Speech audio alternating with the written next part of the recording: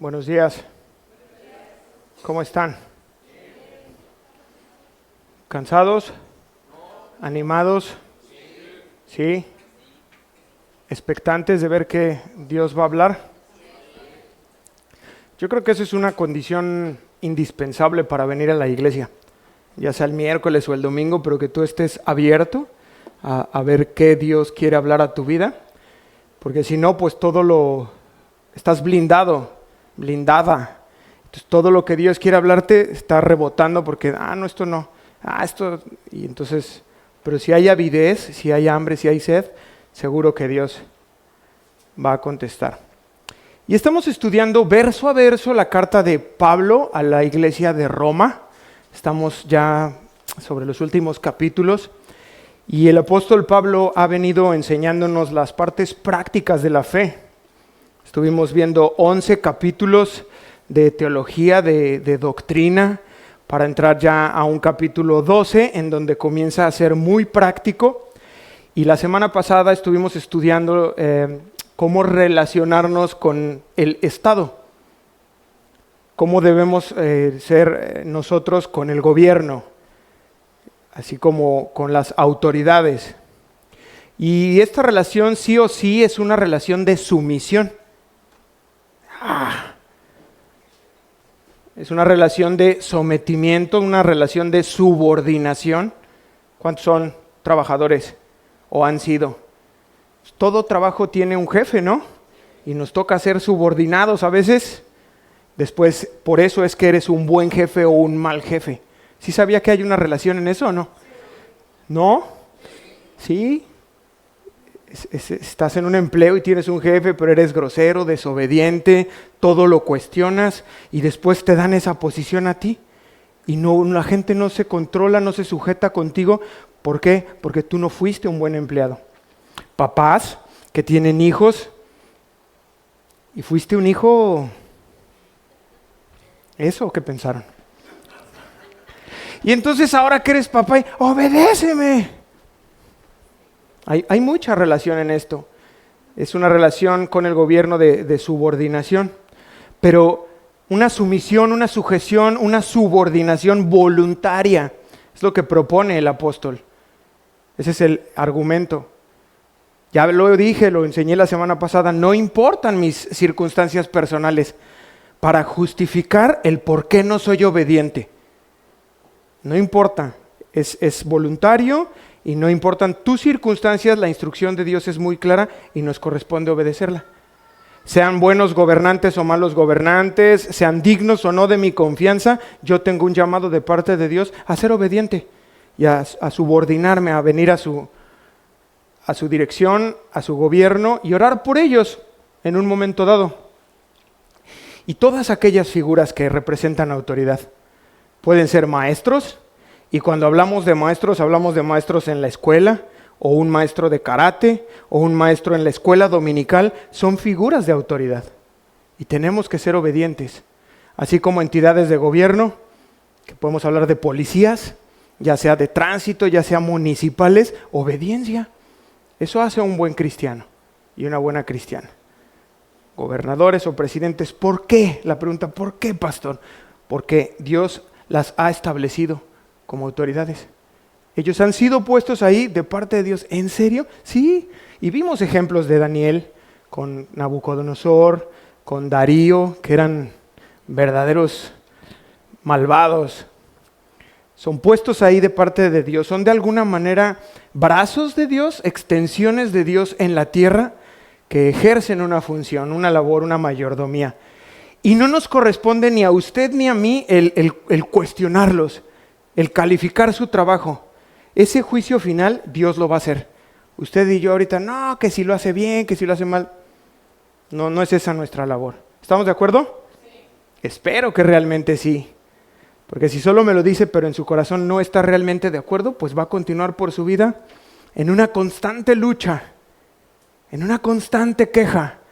El partido de no sé qué, y batallándole, porque sigues sin entender y sin aceptar que esa es la verdad. Y finalmente logramos avanzar al versículo 7, ahí nos quedamos la semana pasada, pero hoy necesito que vayamos desde el verso 6 para tener contexto. y claridad en lo que vamos a estudiar el día de hoy. Abra su Biblia en Romanos capítulo 13 y vamos a ir desde el verso 5, yo creo. Mejor. Y si no, no. Verso 5, por lo cual es necesario estarles sujetos. Es necesario. No solamente por razón del castigo, diga castigo, sino también por causa de la conciencia. Verso 6, pues por esto pagáis también los tributos, porque son servidores de Dios que atienden continuamente a esto mismo. ¿A qué? Pues al servicio de Dios, a una función en un gabinete, en una entidad de gobierno. 7, pagad todo lo que debéis. 2 puntos. Al que tributo, tributo. Al que impuesto, al que respeto, al que honra. Entonces, ¿de qué nos está hablando antes de entrar a nuestro tema de hoy? ¿De qué nos está hablando el apóstol Pablo? De pagar. ¿A cuántos les encanta pagar? De pagar lo que corresponde a las autoridades. Y tiene un orden en relación a cómo lo está compartiendo. Tributo habla de Dios, dice, entonces págale. Si tributo a Dios, impuestos, pues al SAT, ¿no? Respeto y honra a los padres y honra a los maestros y a las autoridades. Pero nuestro punto aquí, no nos perdamos, es uno. Pues por esto pagáis. Pagar.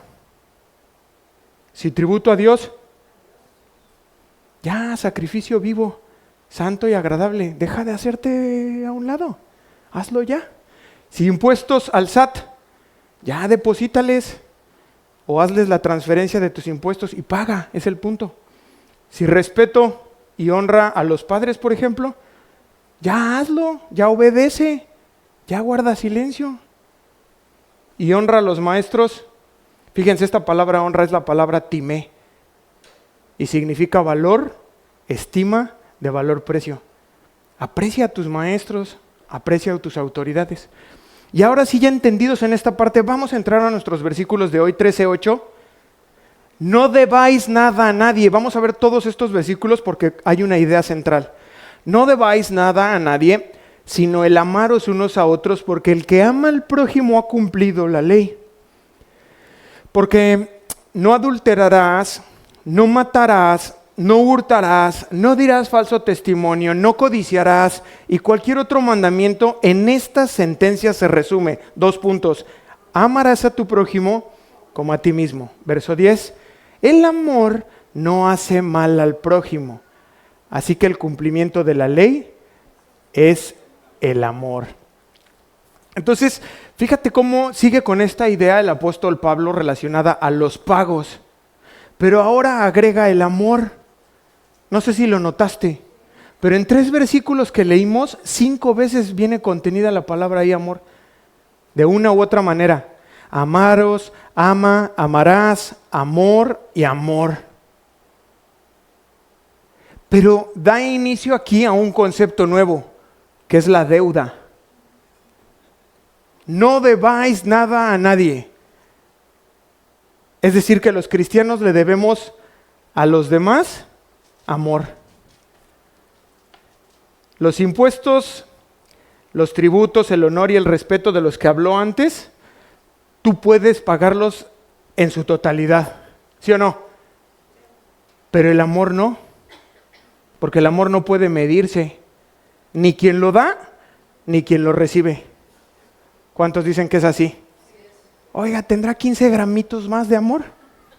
No se puede, no lo puedes tú medir. O sea, tu acuse provisional del SAT dice, ¿no? ¿O no, hermano Nacho? O su recibo de nómina no dice, te retuvimos esta parte. O sea, está cerrado, se puede medir y te dice, pues transfiérenos o ve a una sucursal bancaria y tú lo puedes cubrir en su totalidad. Pero no es lo mismo con el amor. Estás ahí con tu cónyuge, a solas, y te dice, ahorita vengo, y tú le dices, no te vayas, no es suficiente, me hacen falta 9 miligramos de amor. ¿Sí? ¿Sí dices así, esposos? No se puede medir. O bien, agarras a tu hijo, lo disciplinas, porque la disciplina es otra manifestación del amor, ¿sí sabía? Ay, no sabía, pastor. Pues sí, por eso ya tu hijo tiene y ya se te fue. Porque no le metiste candela. ¿Sí sabe, no? La vara. Entonces tú le manifiestas su amor, le metes y ahí ya quedó la dosis. No, no lo puedes cuantificar. Tú lo amas de tal manera que vas a estar sobre él. Cumple los 6 años, los 7 años y unas buenas varas. Buenas varas, ¿eh? He escuchado jóvenes cristianos que dicen, hoy que soy adulto, le doy muchas gracias a Dios, a mis padres y las buenas varas que me metieron. Le digo, ¿en serio? Sí, habla con mi hijo, le digo. Habla con mi hijo, que agarre la onda, que no lo vea mal. Pero así es esto. Debes seguir disciplinando a tu hijo si es que lo amas. Por eso ahora Pablo introduce el amor dentro de este ámbito financiero. Digo, a mí me encantó, lo entiendo bien. Viene hablando de pago, viene hablando de deuda, y ahora mete este factor de amor y dice, no debáis nada a nadie. Pregunta, ¿son malas las deudas? Acá oí unos sí así fuerte. Consulta a Mitofsky. Levante su mano. ¿Quién dice que son malas las deudas? Ok, baje su mano. ¿Quién dice, no, pastor, no son malas? Pues si tú dijiste que sí, Eli. Cambió de opinión. Me dice primero que no y ahora dice que sí. Bueno. Otra pregunta. ¿Se está refiriendo aquí Pablo, el apóstol, específicamente a una práctica financiera? Algunos creen que sí, hermanos. Hay grandes hombres de Dios como Charles Spurgeon, todos conocen a Spurgeon. Otro hombre como Hudson Taylor, es un misionero británico que dedicó su vida a estar en China. Bueno, grandes hombres de Dios como ellos tomaban este versículo en el sentido literal y creían en su corazón que era un pecado endeudarse. Yo, sinceramente, me parece una postura muy respetable y muy admirable. Sin embargo, la Biblia no prohíbe como tal pedir dinero prestado, ni las transacciones financieras legales, aun que involucren un interés. Obviamente en el mundo, a los creyentes nos da otro tipo de instrucción, la Biblia. Lo que sí prohíbe la Biblia es que cobremos interés de lo que nosotros prestamos entre hermanos en el pueblo de Dios. Prohíbe también que entre nosotros nos robemos. También señala que no pagues, que si te prestó el hermano no seas honesto y no le pagues. De hecho, cada 50 años se celebraba una fiesta que se llamaba el Jubileo, en donde todas tus deudas eran canceladas. Entonces, pero fíjense el corazón. Así un año que ya venía el jubileo, se acercaban, oye, ¿tendrás que me prestes? Es que la estoy pasando mal. Y la otra parte sí tenía, pero se endurecía, dice, no, quiere pasarse. Y como el año que entra se cancela todo, ¿cuánto necesitas? No, pues para liquidar mi casa. Así es el corazón de las personas. Lo que la Biblia sí prohíbe es ese tipo de abusos, un mal corazón, un exceso, una mala voluntad, un mal proceder, un mal actuar, un incumplimiento en cuanto a un préstamo. Mateo 25-27, hablando de una parábola de los talentos, dice, por tanto, debías haber dado mi dinero a los banqueros, y al venir yo hubiera recibido lo que es mío, con los intereses. ¿Cuánto? Bueno, pues depende, ¿no? La tasa. Y quitar el ISR y todo eso, ¿no? Para tener. Lucas 19:23 dice, ¿por qué pues no pusiste mi dinero en el banco? Para que al volver yo lo hubiera recibido con los intereses. Entonces ahí está. Pero Dios establece que no se debe cobrar intereses a un préstamo entre hermanos. Ya no voy a ir para allá. Lea después usted en casa, tome nota, el Salmo 15. Pastor, ¿y ya usted personalmente qué opina? Personalmente opino que no es malo el crédito. ¿En qué sentido? Cuando tú usas el crédito de forma adecuada, ¿cómo es una forma adecuada? Para comprar una casa, por ejemplo, pues no es poco lo que se ocupa. Entonces, es un buen mecanismo financiero echar mano de un crédito hipotecario, no es malo, pero sí es delicado, por ejemplo, el uso de las tarjetas de crédito. Déjenme, ando buscando. Ya, miren, solitos se empiezan a mover en las sillas así de... Hay quien tiene problemas con las tarjetas, porque te metes en una espiral de deuda muy complejo que te va llevando a... Ya no puedes y entonces sacas de otra para pagar esta, pero ahora ya le debes a esa. Y en tu desconocimiento resulta que tiene una tasa de interés más alto. Y entonces es como si cavas un hoyo para usar esa tierra y tapar otro, pero ya está más profundo aquel. Y ahora acabas otro y para tapar, y entonces no te das cuenta cuando estás ¿en qué estoy metido? ¿Verdad, hermanos? O veo a 2 que 3. Yo los atendí a varios en el banco. Pastor, ¿qué hago? Esa es mi opinión con relación a la deuda, pero aquí debo dejar el asunto porque no es nuestro tema central. No debáis nada a nadie, sino el amaros unos a otros, porque el que ama al prójimo ha cumplido con la ley. ¡Wow! Lo que Pablo está diciendo es que amar a alguien es igual a cumplir la ley. ¿Cómo es esto posible? Vamos a verlo. De entrada no es una idea nueva de Pablo, cronológicamente ya había escrito al respecto antes una carta a los Gálatas y en Gálatas 5:14 dice, porque toda la ley en una sola palabra se cumple, amarás a tu prójimo como a ti mismo. Estamos hablando entonces de una deuda de amor y si ya entendimos que debemos pagar todas nuestras deudas, aquí tenemos un problema y es el tipo de deuda que nos plantea Pablo, que es amor y que no lo puedo cuantificar, no lo puedo medir. Es decir, esta deuda nunca la vas a terminar de pagar. ¿Algún amén? Nunca. Y eso es precisamente lo que quiere Pablo, que lleguemos a ese punto de decir, ok, ya nos tiene ahí donde quería. Y entonces tú aceptas que toda tu vida va a ser una deuda por amor. ¿Dónde surgió este problema, pastor? No es un problema, es algo hermoso. Surgió en la cruz, con una muestra de amor maravillosa de Jesús dando su vida por ti y por mí. Pero ahí es cuando la salvación se vuelve personal. Y entonces dices, ¿cómo podría yo pagar tanto amor? Nunca. Una vida completa, consagrada, no podría pagarlo. Entonces, empecemos ya a apoquinar esa deuda.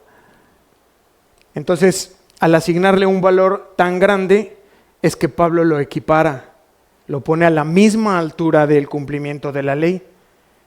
El Espíritu Santo le reveló esta misma verdad al medio hermano de nuestro Señor Jesucristo, Jacobo, y él escribe en la epístola de Santiago 2:8, dice, si en verdad cumplís la ley real, conforme a las Escrituras, si en verdad, amarás a tu prójimo como a ti mismo, bien hacéis. En una ocasión, se acercaron al Señor Jesús a preguntarle, oye, ¿cuál es el mandamiento más grande? Y entonces Jesús, en vez de referirse a un mandamiento, les habla de 2. Mira, vamos a Marcos 12:29, o si me ayudan aquí en la pantalla. Jesús les respondió 2 puntos. O sea, le hicieron la pregunta de cuál era el mandamiento y miren cómo hace el movimiento. El primer mandamiento de todos es, oye Israel, que se conoce como el Shema. Está escrito en Deuteronomio y también viene en el libro de Números y es oye Israel. El Señor nuestro Dios, el Señor uno es. Y amarás al Señor tu Dios con todo tu corazón, con toda tu alma, con toda tu mente y con todas tus fuerzas. Les dice Jesús, este es el principal mandamiento. Espérenme, les voy a dar un segundo, dice. Y el segundo es semejante, se parece. ¿Cuál es? 2 puntos. Amarás a tu prójimo como a ti mismo. No hay otro mandamiento mayor que estos. Y cierra. Y si tú y yo lo analizamos con relación a los 10 mandamientos, los primeros 4 tienen que ver con ese primer gran mandamiento que es con Dios. Entonces, si yo amo a Dios con toda mi mente, con todas mis fuerzas, Dice el primer mandamiento que no tendré dioses ajenos. Si yo amo a Dios, no tendré dioses ajenos. Si yo amo a Dios, no voy a hacerme imagen de ellos. Si yo amo a Dios, no tomaré el nombre de Dios en vano. 3. Y 4. Si yo amo a Dios, voy a santificar el día del Señor. Por eso estás aquí. Y cuando tú lees el segundo, que es amarás a tu prójimo como a ti mismo, son los otros 6 mandamientos. Ya no tiene que ver Dios, tiene que ver más con el prójimo. ¿Cuál es la conclusión, hermanos? Que todo esto se trata de amores. De tus amores. Amor a Dios y amor al prójimo. ¿Cuál es el prójimo? Lo vimos ya el miércoles. Todos. Escúchame lo que te voy a decir. El pecado es un grito silencioso en donde le digo a Dios, no te amo a ti, me amo más yo.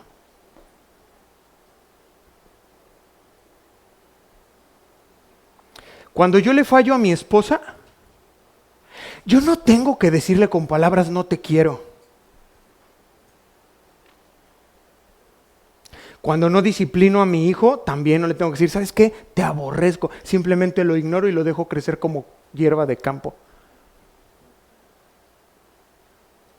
Permito esas conductas pecaminosas, que sea un grosero. Y yo no lo corrijo, le estoy diciendo, no te quiero. Y si tú ves a unos papás que le dicen, véngase papacito, y se lo llevan al baño, tú puedes decir, esos papás aman a su hijo. ¿Qué pasó? Nada, fuimos a darle disciplina. Lo aman. ¿Sí estamos entendiendo? Sí. Es un tema de amores. Cuando hablamos mal de la iglesia o de los hermanos que estamos criticando, es falta de amor.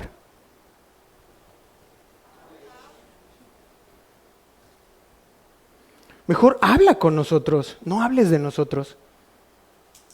O peor aún, hermanos, a veces llegan y me dicen, pastor, es que tal persona estuvo hablando mal de usted. Ok, ¿y qué hiciste tú?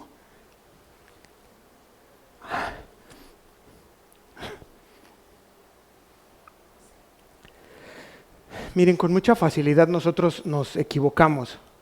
Tenemos nuestras escalas de valores, de lo que está bien y lo que está mal, y muchas veces están bien alineadas con relación a estos 2 mandamientos, pero debido a nuestras circunstancias no las alineamos con la escala de valores de Dios. ¿Cuál, pastor? Amarlo a Él por sobre todas las cosas y amar a mi prójimo. Y entonces ya caemos en un océano de posibilidades. Estoy hablando del Evangelio, ¿eh? Y entonces ya nos metemos a los dones y les damos la supremacía. No, es que los dones. No, espérate, es que estudia del Edén. Y no, espérate, las genealogías, quién es hijo de quién y por qué. Y no, espérate, es más importante la Nueva Jerusalén. Y terminamos perdidos, hermanos. Y nos olvidamos de lo primero y de lo verdaderamente importante para Dios. Amarás al Señor tu Dios con todo tu corazón, con toda tu alma, con toda tu mente y con todas tus fuerzas. Y, segundo, amarás a tu prójimo como a ti mismo. Esto es un recordatorio para todos nosotros de un mandamiento. Todo lo demás va a comenzar a funcionar si esto está en tu vida. Si tú comienzas a vivir dentro de este plan de Dios, dentro de su voluntad. Pero implica un sacrificio que ya estudiamos en Romanos 12:2. 12:1 y 12:2, un sacrificio vivo, santo y agradable y una transformación de mi mente. Yo venía pensando de esta manera, yo venía viviendo de esta manera, pero hoy voy a morir a mí para que Dios sea el primer lugar. Y una vez que eso suceda, lo siguiente, vas a comenzar a amar a tu prójimo. No puedes hacerlo en otro orden. Porque podemos hacer muchas cosas con apariencia de piedad, pero que realmente están huecas, con falta de amor. Primera de Corintios 13 es conocido como la preeminencia del amor, pero los primeros versículos hablan de esto que te estoy diciendo. Dicen, si yo hablara lenguas humanas y angélicas, ¡wow! ¿Se imaginan una persona así? ¿Están o no conmigo? ¿Pueden pensar en una persona que, conocen a alguien, díganme, que hable lenguas humanas y angélicas? ¿Sí? Debe ser algo maravilloso, pero viene lo importante. Y no tengo amor, vengo a ser como un metal que resuena o un címbalo que retiñe. Y da otro ejemplo. Y si tuviese profecía y entendiese todos los... O sea, tuviese profecía, pero además logra entender todos los misterios. ¿Cuántos? Todos. Y toda ciencia. Y tuviese toda la fe. Yo no creo que haya alguien vivo así. De tal manera que trasladase los montes, wow, y viene el punto otra vez. ¿Y no tengo amor? Está padrísimo, qué bueno que tengas todo aquello. Te falta amor, no te sirve. Y 3, y si repartiese todos mis bienes, hijo, esto me recuerda al joven rico. Y si repartiese todos mis bienes para dar a comer a los pobres y entregase mi cuerpo para ser quemado, ¿hay algo más especial que esto? Sinceramente creo que nadie lo haríamos. Darlos todos nuestros bienes y que además te digan, pero va a ser para los pobres. Ahí hay alguien muy valioso, dispuesto a ser quemado. Y dice, ¿y no tengo amor? Y luego mi versión dice, ¿y si yo viviese contigo y pareciéramos un matrimonio? ¿Y no tengo amor? Y termina diciendo, ¿y si me congregase todos los domingos y alzase mis manos, y sigo viniendo cada semana, y sigo viviendo como a mí me place? No tengo amor por ti, Señor. Versión Sergio habla hoy. Por eso Dios es el más interesado en que hoy entendamos y recordemos qué fundamental es. Primero nuestro amor hacia Él y después el amor hacia el prójimo. Verso 9 de Romanos 13. Porque no adulterarás, no matarás, no hurtarás, no dirás falso testimonio, no codiciarás. Y cualquier otro mandamiento hace alusión a los otros 6. En esta sentencia, diga sentencia, se resume 2 puntos. Amarás a tu prójimo como a ti mismo. Verso 10, el amor no hace mal al prójimo. Así que el cumplimiento de la ley es el amor. Miren, es como si Pablo estuviera hablándonos de una misma moneda. En donde te dice, mira, de este lado de la cara dice, amarás a tu prójimo como a ti mismo. ¿Sí lo ves? Sí. Y luego la voltea y dice, y atrás dice, no adulterarás, no matarás, no hurtarás, no dirás falso testimonio y no codiciarás. Ya en la práctica, si logro entenderlo y aceptarlo, voy a cultivar mi amor. Mi amor por la iglesia, mi amor por los hermanos, mi amor por mi esposa, haciendo compromisos y cumpliéndolos. Haciendo compromisos y cumpliéndolos. Dice, no sabe lo que me ha prometido. Así puede decir ouch. Con mi prójimo, no matarás. No, nunca he matado a nadie. Acuérdate el Sermón del Monte. Jesús no está hablando de matar lit. Lleva la ira y lo compara con el homicida. Entonces tú tienes que cultivar eso. Estamos realmente distraídos, hermanos, los cristianos, en otras cuestiones. Y ojo, estoy hablando de cuestiones de la fe. Distraídos en teologías, en sana doctrina, ahí en internet, viendo y nada. No, es que el arrebatamiento, pastor, distraído. No, es que el milenio, distraída. No está mal, hermanos. El problema está en que olvidamos lo esencial, lo verdaderamente medular, y es amar a Dios con todo. Y amarás a tu prójimo como a ti mismo. Porque si este mandamiento es realmente tan decisivo como lo dice Jesús, como lo dice Pablo y como lo dice Santiago, seríamos muy necios y necias si no le dedicáramos un tiempo a dedicar nuestra atención y a darle seguimiento a partir de hoy. ¿Cuántos dicen amén? Amén. Es todo, hermano. Hace un momento estábamos aquí cantando Bajo tus alas, ¿sí o no? ¿Qué es eso? Tendemos a pensar que es Dios como una gallina cuidando a sus polluelos. La figura es utilizada por el lugar santísimo. Tenía el arca del pacto unos serafines y habla de eso. Estar bajo sus alas es estar en el lugar santo, avanzar al lugar santísimo y estar bajo su presencia. Y ahí cobra sentido todo si tú amas a Dios. Todo, lo malo. Y en su presencia, por eso hay tantos cristianos caídos, porque no están relacionados con Dios. Y vienen las situaciones y los devastan, porque no hay esa relación con Dios. Pero si tú tienes una relación con Dios bajo sus alas, ¿a eso se refiere? Tú explicas y le das gracias a Dios, hasta de lo malo. Es que me engañó mi esposo. ¿Cómo va a tener eso algo de bueno? Bueno, si tú vives en el primer mandamiento amando a Dios por sobre todas las cosas, estás a su presencia, Dios te va a mostrar cómo eso es muy valioso. Y va a ser bueno para tu vida y tu relación con Él. Dejas de depender de personas. Dejas de migajear el cariño de una persona que va a fallar. Yo voy a fallarles, hermanos. Por eso tú no puedes depositar tu confianza en el pastor, ni en tu esposo, ni en tus hijos. Mañana nos dan una patada y se van. Pero si tú moras bajo la sombra del Omnipotente, estás bajo sus alas, todo cobra sentido y nada te puede derribar. Eso dice usted porque usted, su esposa, nunca lo ha engañado. Te voy a dar un ejemplo personal. Yo quedé huérfano.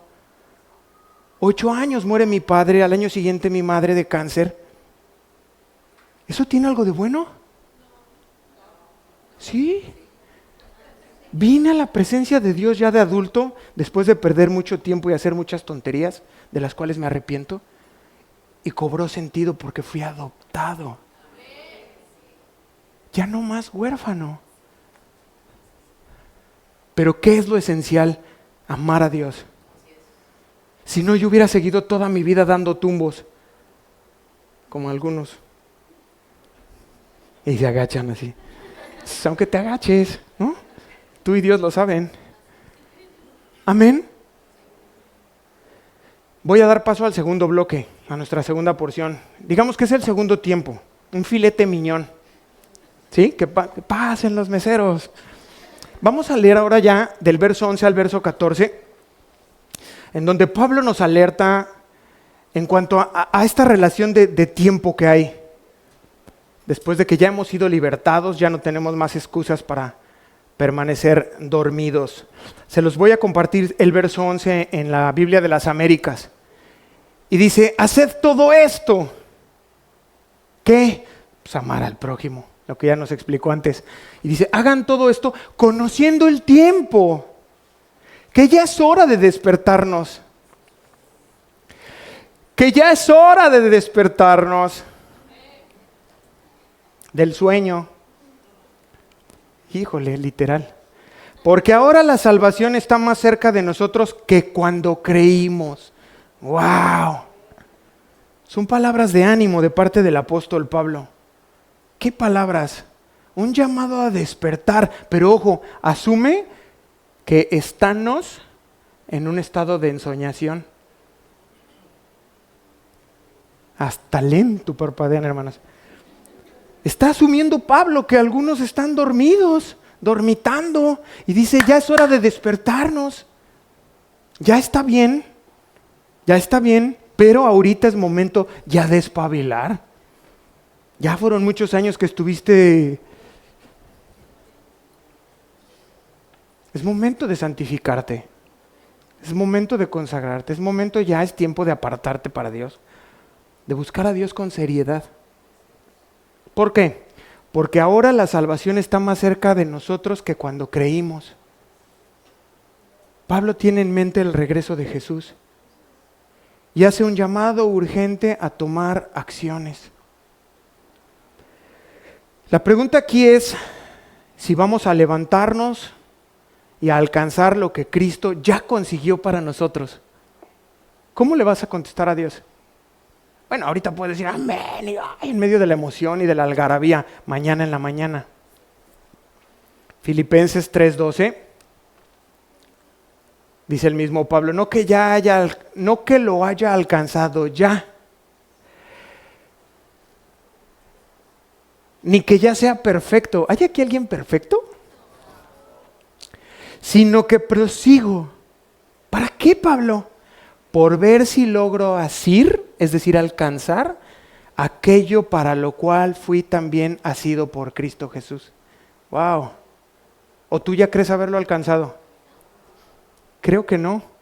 Pero aquí, ojo, lo importante es que corremos el riesgo en esa línea de tiempo de cabecear, de quedarnos dormidos.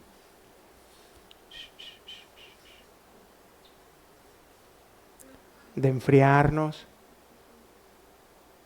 Conozco personas que empezaron, pastor, es que yo quiero ir, y en Oaxaca hay necesidad.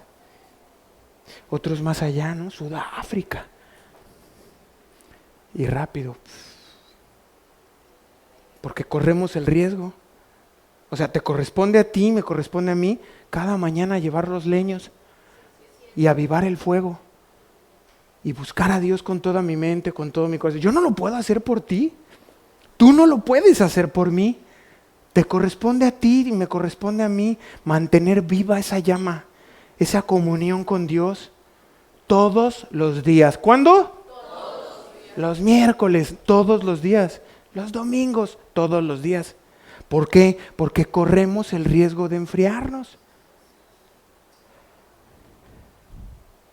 Lo que está diciendo Pablo es que estamos más cerca de la salvación que el día que creímos. Es decir, ese fue el punto de partida, cuando tú conociste a Jesús. Y hoy estás más cerca de esa gloria, un día menos de llegar. Ahora, si esto lo escribió Pablo hace 2000 años, o sea, él ya decía, ya estamos. 2000 años. ¿Cuánto más cerca estaremos hoy? Y lo otro que podemos pensar es como, pues si ya tardó 2000, pues bien se puede tardar otros 2000. Tal vez solo estaba esperando a que tú doblaras tus rodillas. 12, la noche está avanzada y se acerca el día. La noche ya pasó y está llegando el día. Una situación que según Pablo nos exige una respuesta. A lo cual describe, desechemos pues las obras de las tinieblas y vistámonos las armas de la luz. Es un llamado de parte de Dios a que vivamos a plena luz del día. Yo no sé si lo has notado, pero la mayoría de los pecados tienen lugar por la noche o en la oscuridad. Probablemente porque creemos que así se pueden quedar ahí ocultos, que nadie los vio. ¿Cuáles son esas obras de las tinieblas? Es ese rezago que queda de tu viejo hombre. Y Pablo los agrupa en 3 pares que tienen relación. Verso 13. Andemos como de día, honestamente, no en glotonerías y borracheras, no en lujurias y lascivias, no en contiendas y envidia. Desconozco en cuál de estos 3 grupos tú te movías. Pero Pablo nos escribió en esta misma carta, en el capítulo 6, verso 21, y hace una pregunta y dice, ¿pero qué fruto teníais de aquellas cosas de las cuales ahora te avergüenzas? A ver, de entrada, ¿te da vergüenza o no te da vergüenza? Sí. Bueno, dice, ¿qué fruto tenían esas cosas?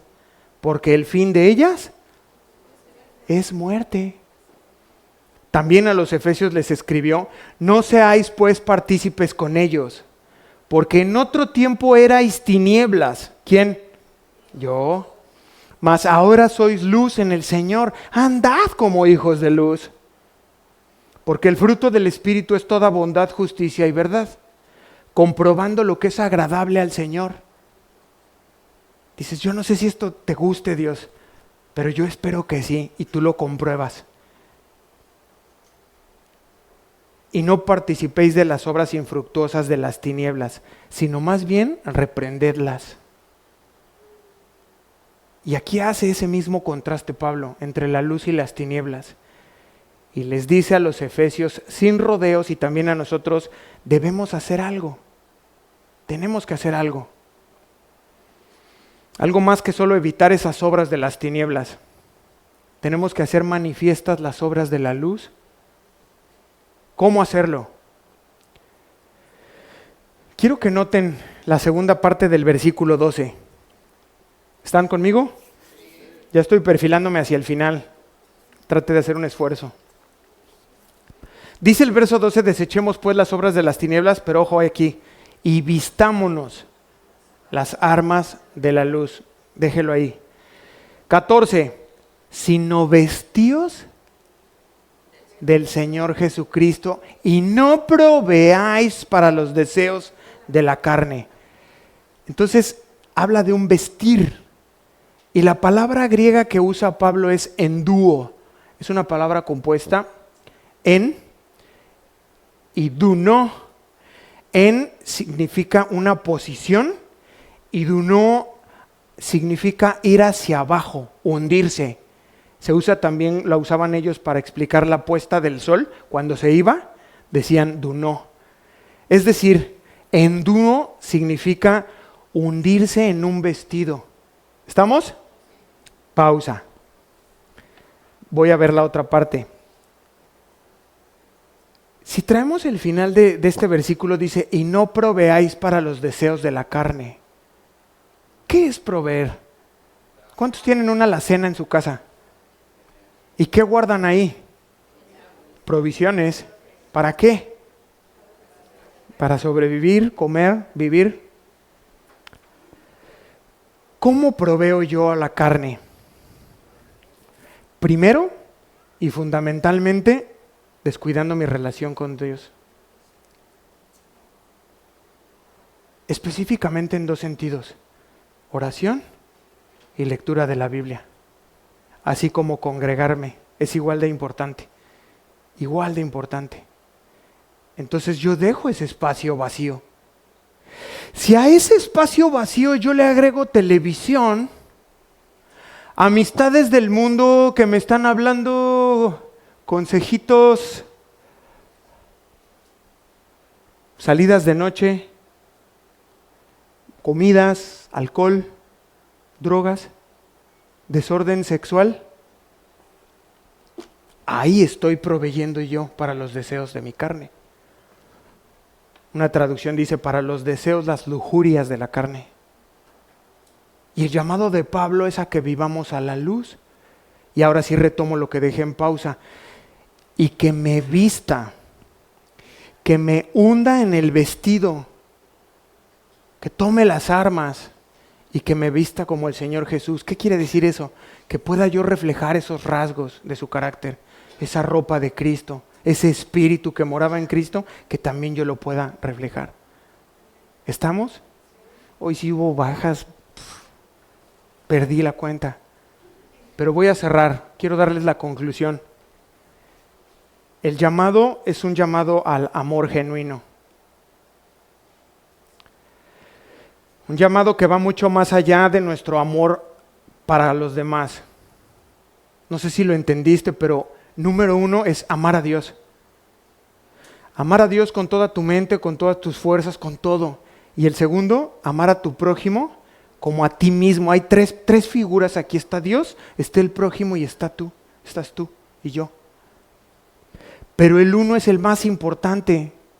Si yo no amo a Dios, si no está Dios en mi vida como el número 1, si no está mi relación viva y poderosa con Dios, yo no voy a amar ni a Dios, menos a mi prójimo, porque no me amo ni a mí. Me estoy destruyendo con lo que hago. Me estoy destruyendo con la forma de vida que tengo. ¿Cómo pensar que amo a Dios y mucho menos soy yo? Yo, mi dolor, mis problemas, mi tristeza, y ahí estoy girando como un trompo. Por eso el número 1 es amar a Dios. Es un amor que va más allá. Hemos sido redimidos. ¿Sí o no? Bueno, eso tiene un objetivo. No es porque Dios no tuviera otra cosa que hacer y dijo, bueno, pues a ver. No, tiene un objetivo. Si algo te llevas hoy, llévate esto. Vivir una vida nueva como instrumento de la justicia de Dios. Ese es el objetivo. O te anima o te termina de desanimar y decir, nah. Pero si continuamos satisfaciendo nuestros antiguos deseos pecaminosos, en cierta manera, aun cuando nadie nos vea, tú vas a estar socavando esa capacidad de servir a los demás, esa capacidad de ser un instrumento en las manos de Dios. Él lo planeó así. Tú y yo somos quienes estorbamos ese plan de vida maravilloso. Pero cuando lo amas y amas al prójimo como a ti, estás en las manos de Dios y Dios comienza a usarte de una forma maravillosa. Amén.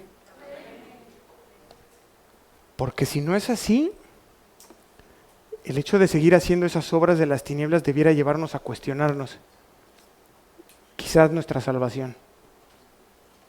Amén. Vamos a ponernos de pie.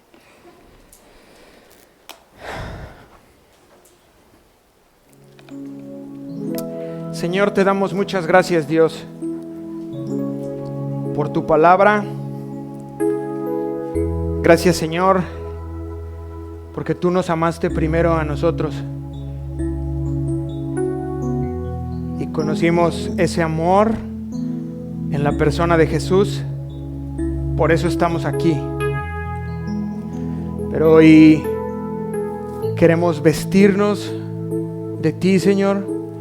Queremos hundirnos en esas ropas de justicia, que cuando tú, Padre, nos miras a tu Hijo en nosotros. No miras toda la inmundicia que hay dentro de nosotros, sino miras la ropa de Cristo, miras la justificación que Él consiguió en la cruz por nosotros. No lo merecíamos, Señor, pero nos has permitido creerlo por fe y nos has justificado y nos has acercado a ti. Por eso te bendecimos, Dios. Y necesitamos ese amor por los demás. Pero necesitamos también un amor propio, Dios. Necesitamos comenzar a vivir a la luz del día, a sacudirnos ya ese adormecimiento. Han sido muchos días y cuando miramos atrás ya no tenemos 15, ya no tenemos 20, ya no tenemos 30 y la vida se va en un chasquido de dedos. Y entonces viene el lamento. Si yo hubiera escuchado esto antes, si yo hubiera... Pero hoy es el día, Señor, en el que una vez más nos manifiestas tu amor y hablas a nuestras vidas. Tu palabra alumbra nuestro interior. Ayúdanos, Señor, a corregir a tiempo. Ayúdanos, Señor, a entender que bajo tus alas, Señor, no hay nada que pueda dañarnos. Es el mejor lugar estar en comunión contigo. Ahí aprendemos, ahí te escuchamos, ahí somos sanados. Nuestras heridas se vuelven cicatrices. Nuestro dolor se vuelve en gozo. Nuestra tristeza se vuelve en sonrisa, Dios. Pero siempre en tu presencia, bajo tus alas, en esa comunión dulce contigo, amado Salvador. Extiende, Dios, hoy tus manos hacia toda tu iglesia y que estas palabras no caigan en un saco roto, Dios, como quizás había venido siendo domingo a domingo, sino que hoy hayan cobrado valor, tomen fuerza en el corazón de mis hermanos y en el mío y podamos responderte a ti, Señor, conforme a lo que has hablado hoy. Si no es que por eso siguen pasando las semanas y no entendemos nada, porque no te respondemos. Y sigue llegando la información y cayendo al suelo, porque en algo tan básico como amarte a ti, como amar al prójimo, no podemos responderte. Queremos seguir siendo egoístas. Perdónanos, Señor, y ayúdanos. Te damos las gracias y la iglesia dice, amén.